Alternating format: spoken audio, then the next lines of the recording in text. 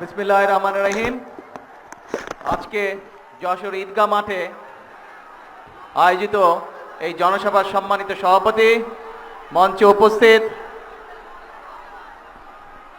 মন্ত্রিপরিষদের সদস্যবৃন্দ, উপস্থিত সংসদ সদস্যবৃন্দ, নেতৃবৃন্দ, আমার সামনে উপস্থিত মাঠে এবং মাঠের বাইরে উপস্থিত মুরব্বীবর্গ, মা বোনেরা, প্রিয় ভাইরা, যশোরবাসী, আসসালামু আলাইকুম। আসসালামু আলাইকুম। ভালো আছেন সবাই? আচ্ছা, আলহামদুলিল্লাহ। প্রিয় ভাই বোনেরা, আজকে সকালে আমি যশোরে এসেছি। বেশ কয়েকটি কর্মসূচি, তার মধ্যে এটাও একটা কর্মসূচি। প্রথম যে দুটি কর্মসূচি ছিল তার মধ্যে এই প্রথম কর্মসূচি ছিল উলসি খাল, যেই খালটি শহীদ রাষ্ট্রপতি জিয়াউর রহমান আজ থেকে প্রায় ৪৫-৪৬ বছর আগে খনন করে গিয়েছিলেন। আমরা আজ আবার আল্লাহর রহমতে প্রায় ৪৫ বছর পরে সেই খালটির পুনর্খননের কাজ শুরু করলাম, কারণ খালটি বন্ধ হয়ে গিয়েছে। তারপর প্রিয় ভাই বোনেরা, দ্বিতীয় কর্মসূচিটি ছিল মেডিকেলের ভিত্তিপ্রস্তর, যশোর মেডিকেলের ৫০০ বেডের হাসপাতাল ভিত্তিপ্রস্তর স্থাপন করা। প্রিয় ভাই বোনেরা, ২০০৬ সালে মরহুম তরিকুল ইসলাম সাহেব একটি জনসভায় সেই সময়কার প্রধানমন্ত্রী মরহুমা খালেদা জিয়ার কাছে যশোর মেডিকেল কলেজ এবং হাসপাতালের কথা বলেছিলেন। দেশনেত্রী বেগম খালেদা জিয়া তাৎক্ষণিকভাবে সেটি বাস্তবায়নের আশ্বাস দিয়েছিলেন এবং ২০০৬ সালে সেটির কাজ শুরু হয়েছিল। কিন্তু মেডিকেল কলেজের কাজ সম্পন্ন হয়ে গেল, হাসপাতালের কাজ হয়নি গত ২০ বছরে।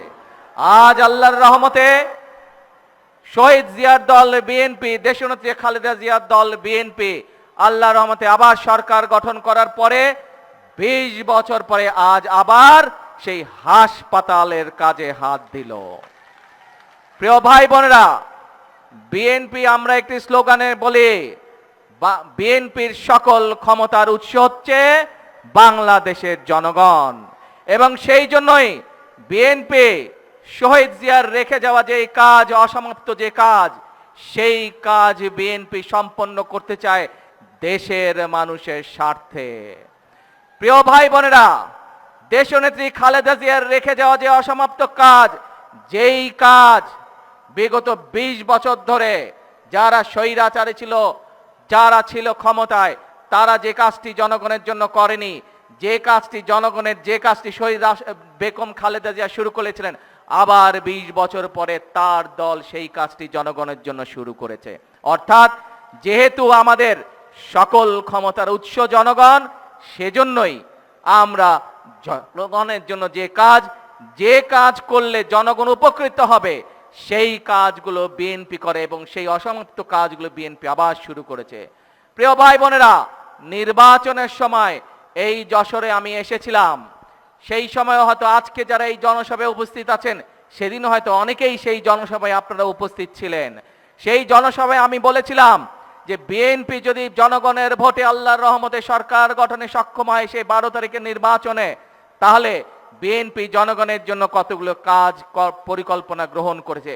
কি সেগুলো ছিল, এই যে জনসভার সামনে হাজারো মা বোনেরা বসে আছেন, আমরা বলেছিলাম এই মা বোনদেরকে অর্থনৈতিকভাবে স্বাবলম্বী করে গড়ে তুলতে চাই, কারণ বাংলাদেশের জনসংখ্যা হচ্ছে ২০ কোটি, এবং ২০ কোটির জনসংখ্যার অর্ধেক হচ্ছে এই নারী সমাজ।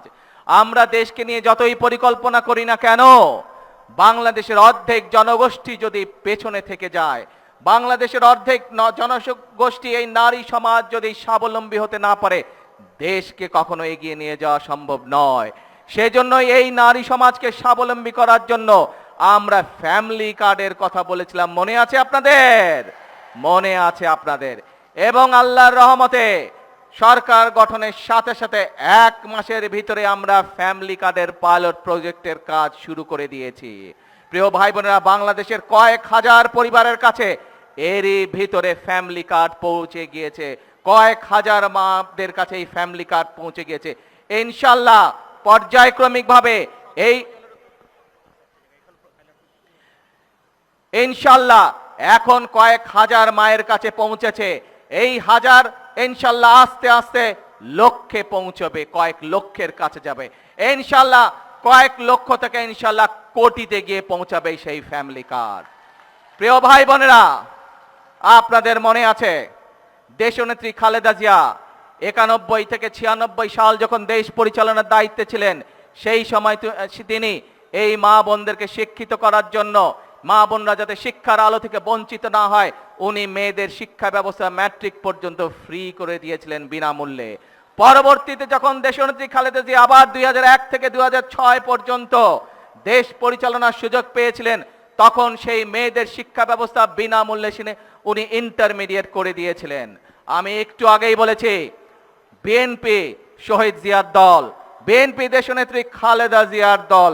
এই বিএনপি এখন বর্তমানে সরকার পরিচালনা করছে এবং বিএনপি শহীদ জিয়া এবং খালেদা জিয়ার অসমাপ্ত কাজ পূরণ করতে চাই। সেজন্যই আমরা সিদ্ধান্ত নিয়েছি ইনশাল্লাহ মেয়েদের শিক্ষা ব্যবস্থা স্নাতক এবং ডিগ্রি পর্যন্ত আমরা ফ্রি করব আবার, যাতে করে মেয়েরা আরো উচ্চ শিক্ষা লাভ করতে পারে এই দেশের মেয়েরা। এবং শুধু তাই নয়, যে সকল মেয়েরা ভালো রেজাল্ট করতে পারবে তাদেরকে আমরা সরকার থেকে ইনশাল্লাহ উপবৃত্তির ব্যবস্থাও করব। প্রিয় ভাই বোনেরা, আমাদের মায়েরা বোনেরা প্রতিদিন একটি কষ্টের সম্মুখীন হতে হয়, প্রতিদিন একটি যুদ্ধ তাদেরকে করতে হয়। ঘরে পরিবারের সকলের আহারের ব্যবস্থা করার সময় তাদেরকে রান্নার ব্যবস্থা করতে হয়। এই রান্নার ব্যবস্থা করার সময় যে চুলা জ্বালাতে হয়, তার জন্য গ্যাস বা খড়ি যেটাই ব্যবহার করেও এটি একটি সমস্যার কারণ।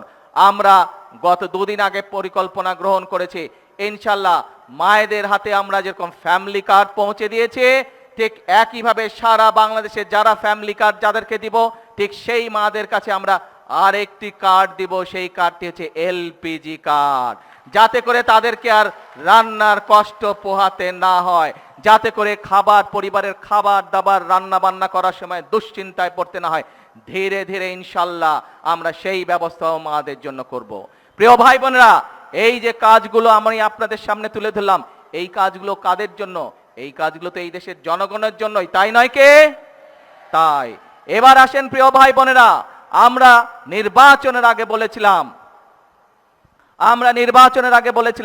যে বাংলাদেশে মসজিদগুলোর কথাই বলুন, মাদ্রাসা কথা বলুন বা অন্য ধর্মের যেসব উপাসনালয় আছে, সেখানে যে সকল ব্যক্তিবর্গ আছেন, ধর্মীয় গুরু বা মসজিদের ইমাম বা খতিব বা মুয়াজ্জিম সাহেব যারা আছেন, তাদের জন্য আমরা বলেছিলাম এই মানুষগুলো